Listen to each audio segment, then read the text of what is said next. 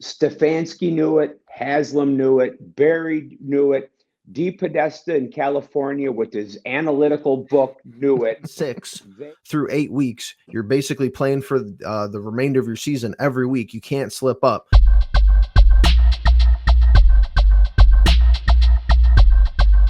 Cleveland Browns faithful, welcome back to the Cleveland Pulse YouTube channel with your host Jeffrey and your co-host Robert. We are back.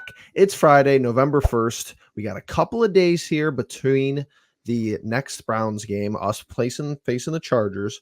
I was just doing some little preliminary research, gearing up for this weekend. The vibes are high. You just got to win against Baltimore. We're going to go to Robert here. I want to hear his thoughts. We didn't get his thoughts about the Ravens game. Ken Dorsey switching over to offensive coordinator. Jameis Winston taking the helm under center. 300-plus yards, 3 touchdowns. The floor is yours, sir. Well, obviously, Jeffrey, we all saw the outcome of that game. Kyle Hamilton dropped the interception. Jameis is the offensive player of the week. We win the game. Wonderful, wonderful things happen. Did anybody think that in the week that Jameis took over, that we completely changed the entire offense? No way.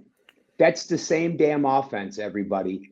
That's the same plays. It's the same offense. Maybe there's a little bit more under center, but 2 things. The offensive line was blocking for the man, or 3 things. They were blocking for the man. Mm-hmm. He's making the right reads. He's throwing the ball down the field. 4 things. And they're all trying for the guy. Look what happens. And honestly, it's mind-boggling. And I know that everybody talks about this. All your commentators, all your pundits, and all your, your radio talking heads is going to draw the comparisons to last year. But it's really difficult not to. It's almost uncanny how you have your starter. We can't do anything for a third of the year. Like, this was 6 games. It's not 1, 2, 3 game sample size, whatever, the rust, whatever. A backup comes on. He's basically, Jameis Winston is basically Joe Flacco, 10 years younger, 8 years younger, whatever the age discrepancy is. The air raid offense is back. Wide receivers who looked like they were going to be out of the league soon. Cedric Tillman looked like all world players. How does this happen where you bring a guy in who is a backup, who's been sitting, who's been learning the offense? And I love that point that it's not like we came out of a bye week. It's not like they had a week off to install a new offense. This doesn't happen in the middle of the season. This is the same offense, the same shell, whatever may have you. Maybe Dorsey's calling plays. Maybe he does things slightly different than Stefanski. How has this happened 2 years in a row where you're like, all right, Flacco looks like one of the better quarterbacks in the league. Now Jameis Winston comes in, best offensive performance of the week last week. So I've been saying about Stefanski, he's a hell of a coach. Yep. We've all been bitching about the off-season coaches that quit or got fired, blah, blah, blah, blah. It's so apparent. It's right there for all of us to see. The problem is Deshaun Watson. You take that man out of the equation 2 years in a row. Look what happens. If we can't, as the naked eye, as the fans, the uneducated fans, Stefanski knew it, Haslam knew it, Barry knew it, DePodesta in California with his analytical book knew it. They knew it, okay? Watson was the problem. The guys weren't blocking for him. The wide receivers weren't running the routes for him. All of a sudden, like you said, Tillman looked like he could have been out of the league. And last week, he had a great week. They didn't want to play for the guy. He was given no effort. He wasn't practicing hard. It's simple. To me, it's very simple. It's funny how sports work too. You see this all the time where you just need something different sometimes. And whatever, if you believe in give and take of variance or luck or karma or whatever you think it is. But that game against the Ravens, yes, were there 3 passes from Winston that were likely turnover worthy of passes? Absolutely. The game could have been over. Kyle Hamilton drops a pass, but everybody gets luck in the league. You have to win with luck. You have to win against luck a lot of the time. Yep. Stuff like that was not happening the first 6 games. It just wasn't the first 7 games. Right. So everything seems to turn around. You don't have the black cloud over your head, and there's just less like noise. There's more of an opportunity to be like, all right, it's Winston. Expectations are super low. You got this. The Ravens were tied for first in the AFC North. They're coming into Cleveland. Yes, it's a home game. You get a slight advantage there. They're big favorites. The Ravens are big favorites, albeit on the road. And you come out and you win the football game. So, yeah, I don't know if the narrative remains the same this week. The Ravens, low expectations. This team has always performed well with low expectations. When it's preseason and you have this whole offseason, Deshaun's going to be healthy. Yeah, we don't have Nick Chubb, but, they should be one of the better teams in the AFC. They're paying the quarterback all this money. You need to be in the AFC Championship or it's a lost season. You come out, you're 2-6 through 8 weeks. You're basically playing for the remainder of your season every week. You can't slip up. We have the Chargers this week, another home contest, which is always helpful. The Chargers, they're a good football team. I don't know if they're cream of the crop in the AFC. I don't know if they're going to contend to go all the way to the Super Bowl, but they have a good quarterback. They have a competent head coach. At least it's assumed that they do. How are you looking at this upcoming matchup in a couple of days? Okay. First of all, the margin for error is slim moving forward. Obviously, at 2-6, we can't afford to drop many games. Obviously, I heard Rodney McLeod on the radio the other day, and these guys have the right attitude. You got to go 1-0 every week, right? Yep. Simple enough. I don't see this as a 29-24 game. Yep. Here's what I expect. I expect we're going to see Chubb getting stronger. I expect to see more out of Chubb this week. I don't expect to see Jameis throwing the ball. I think this is going to be a lower scoring, slug it out type of game because the Chargers do not want to throw the ball. Harbaugh wants to run the ball, slow the game down. They have a very tough defense. They want to beat the hell out of you. Okay. Yep. So if we could, I said earlier to you, Jameis is 7-4 in his last 11 games. If we could continue, whether it's luck or smart plays, if Jameis can make the proper plays and have luck on his side, and he's not in 3rd and 15 or we're not down 27-10, I like our chances, okay? But I do believe I think this is going to be a slugfest. Hopkins is going to have to convert. We're going to have to hit the field goals. We're going to have to play smart defense. Now, we know JOK's out. We know Denzel's out. There's a laundry list of guys that aren't playing. Last I heard, you may have to suit up. Is that still true? Are you playing this weekend or no? Is that rumors? Rumors. Okay. A little bit of rumors, but so I'll agree with you that on that game plan and how the game, format kind of shakes up the game flow. This is a big week for coaching for me.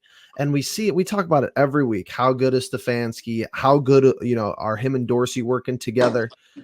The players have to execute, but you have to have a competent game plan this week because this isn't the banged up Ravens secondary anymore.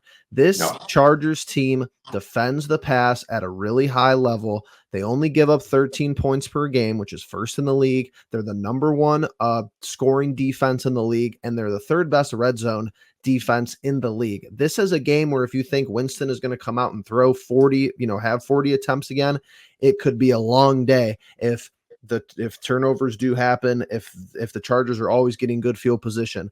On the contrary, I'm excited that you brought up Nick Chubb because 4.8 yards per carry given up by this Chargers defense. That's 25th in the league, and they give up 112 rushing yards per game. 112 rushing yards, it would be like a momentous achievement for this team and would probably open up the rest of the offense so much.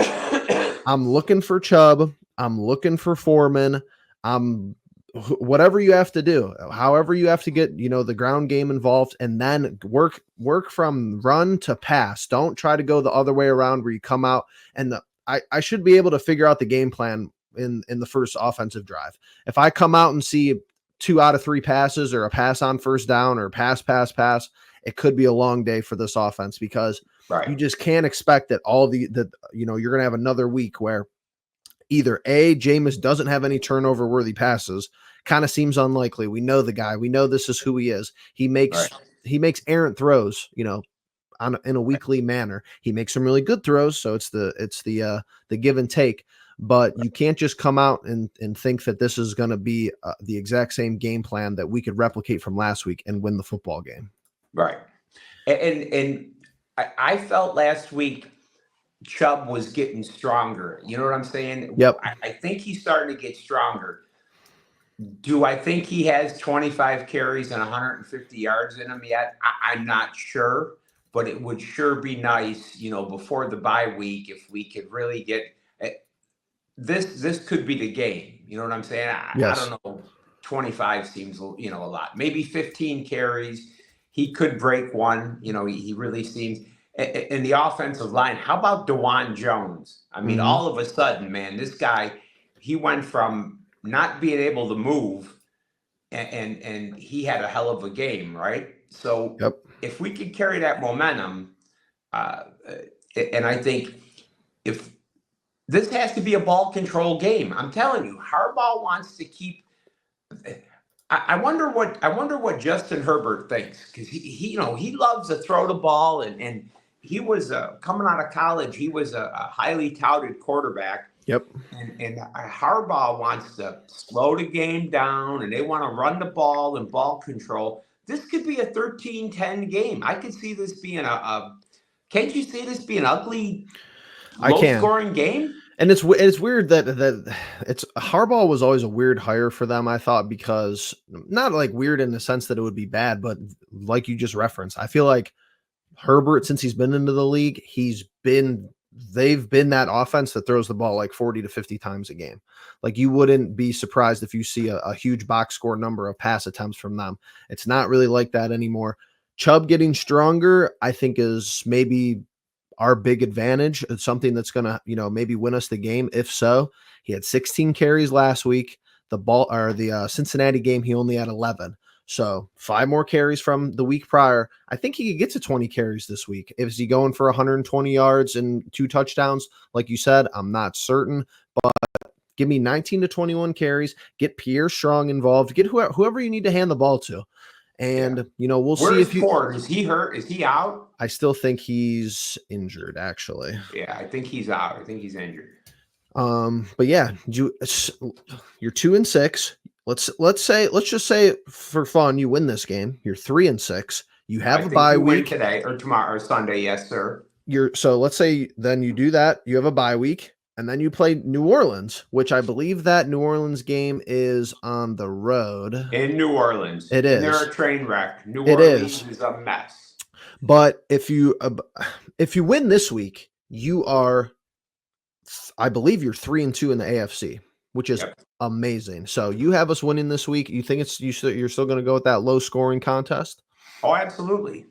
I called the Ravens game. I'm calling this game. Momentum is listen, nephew, we are winning this week. The Browns are winning this week. Jameis Winston is preaching the Bible and preaching all of his stuff. God bless him. And I'm telling you, these guys, all of a sudden, they're excited. They want to play football again. The black cloud is gone. I'm calling it again. They're gonna win this week. The Chargers, yes, Harbaugh's tough. Blah blah blah blah. The defense is tough. Yes, they're gonna win. I'm telling you. I just don't know if we're going to have all the same. I don't know if all the positive variance is going to swing our way. I know Baltimore got a couple of breaks as well in that game, and it always happens. Honestly, I'll drink the Kool-Aid. I'll agree with you. I think we'll win this week too. It's interesting. No, how many people thought we were going to beat the Ravens? Nobody, just you. Huh? Just you. Right, just me. How many people thought we were going to stop Lamar? I mean, so listen, I know Harbaugh's a good coach and can lightning strike again and all that other crap.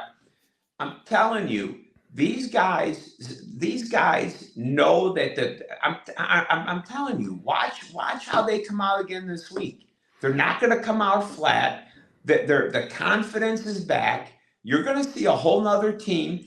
And at 3-6, that's why last night the Jets winning is going to go under the radar for Cleveland fans. But we don't want the Jets to get hot because they're 3-6 now as well. Yep. Well, I don't want us to say as well, but we're going to start winning games. And the AFC is really a jumbled mess. Yep. We can still get there, folks. We can get there. You got to go. Faith in this team, and you take one game at a time. That's the key. You got to go 1-0. And in my opinion, if let's say that the Ravens game was obviously the only thing we have to go on as far as this look of the offense.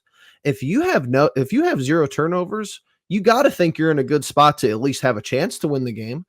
That's how I'm looking at this offense moving forward. But Chargers bye week, which we'll have to talk about some content on the bye week. Saints, and then 7 straight AFC contests. So there's still a lot of football to be played. You only have 2 wins, but if you keep winning games, you don't put losses in the loss column. So right. We're going to go from there. Any final thoughts here before we wrap up? Yes, I think I like what I've heard this week from all of the players. You got to go 1-0. You take 1 week at a time. You get them however you could take them. And I really like the attitude from what I've heard. Chubb's going to get stronger. Browns win this week. Fair enough. You heard it here first. You heard it here last week too. So let's keep raving these predictions on a high, and we'll see what happens. One more thing, of course. Hey, if you guys haven't checked in, Cavs are 5-0. Man, look out! I know Cavs encapsulated. We'll get some content up. We had a post game live earlier in the week, but yeah, check out his Cleveland. Yeah, check out Cavs encapsulated, man. Yep, these guys are legit, huh?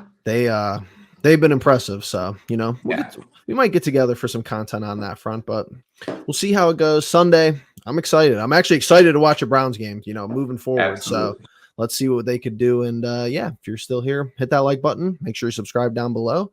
And we appreciate you being the pulse of it all. Peace.